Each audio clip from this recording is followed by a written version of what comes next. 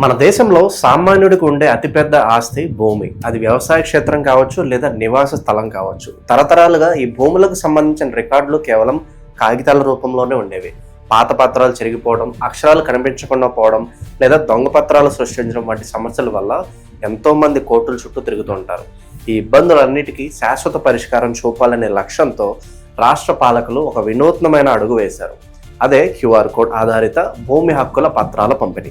గతంలో భూమిని కొలవాలంటే గొలుసులతో గంటల తరబడి శ్రమించాల్సి వచ్చేది. కానీ ఇప్పుడు పరిస్థితి మారింది. గగనతలం నుంచి భూమిని పరిశీలించే డ్రోన్ యంత్రాల సాయంతో ప్రతి అంగుళాన్ని అత్యంత ఖచ్చితత్వంతో కొలుస్తున్నారు.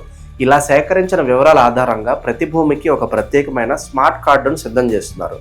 ఈ కార్డు చూడ్డానికి మన ఏటీఎం కార్డు లేదా ఆధార్ కార్డు మాదిరిగానే ఉంటుంది.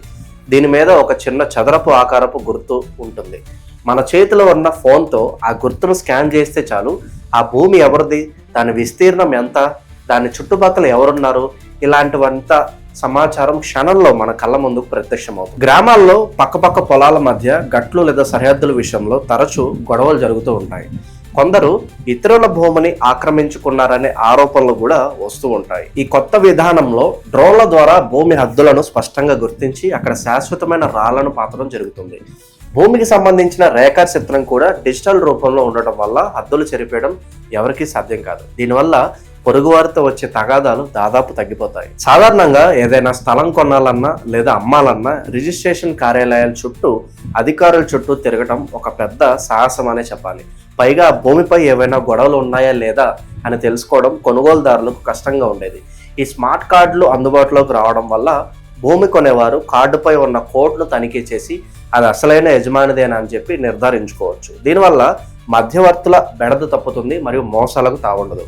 అంతేకాకుండా ఈ కార్డులు ఉన్న వారికి బ్యాంకుల్లో రుణాలు పొందడం కూడా చాలా సులభం అవుతుంది. బ్యాంక్ అధికారులు ఆ కార్డును చూసి వెంటనే రుణ ప్రక్రియను కూడా పూర్తి చేసే అవకాశం చాలా ఎక్కువగా ఉంటుంది. రాష్ట్ర వ్యాప్తంగా సాగుతున్న ఈ భూ సర్వే ప్రక్రియను ఒక యజ్ఞంలాగా నిర్వహిస్తున్నారు. ప్రతి గ్రామంలోనూ ప్రత్యేక బృందాలు పర్యటించి రైతుల సమక్షంలోనే కొలతలు వేస్తున్నారు. భూమికి సంబంధించిన పూర్తి వివరాలను ఆన్లైన్ వ్యవస్థలో భద్రపరుస్తున్నారు. ఒకసారి ఈ రికార్డులు ఖరారైతే ఇకపై ఆ భూమిపై యజమానికి సర్వహక్కులు లభిస్తాయి. ప్రభుత్వం ఇచ్చే ఈ శాశ్వత భూ హక్కు పత్రం ఆస్తికి ఒక రక్షణ కవచంలాగా పనిచేస్తుంది. భవిష్యత్తులో వారసులకు ఆస్తిని బదిలీ చేసేటప్పుడు కూడా ఎలాంటి చట్టపరమైన చిక్కులు రాకుండా ఈ విధానం తోడ్పడుతూ ఉంటుంది. మారుతున్న కాలానికి అనుగుణంగా భూ పరిపాలనలో డిజిటల్ పద్ధతులను తీసుకురావడం శుభపరిణామం. కాగితపు రికార్డుల గందరగోళం నుంచి రైతులను, సామాన్యులను బయటపడేయడానికి ఈ క్యూఆర్ కోడ్ కార్డులు ఎంతగానో ఉపయోగపడతాయి.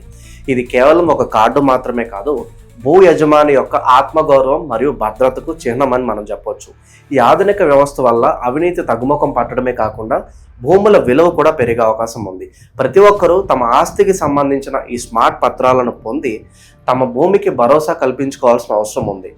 రాష్ట్రంలో జరుగుతున్న ఈ మార్పు ఇతర ప్రాంతాలకు కూడా ఆదర్శంగా నిలుస్తుందని చెప్పడంలో అతిశయోక్తి లేదు.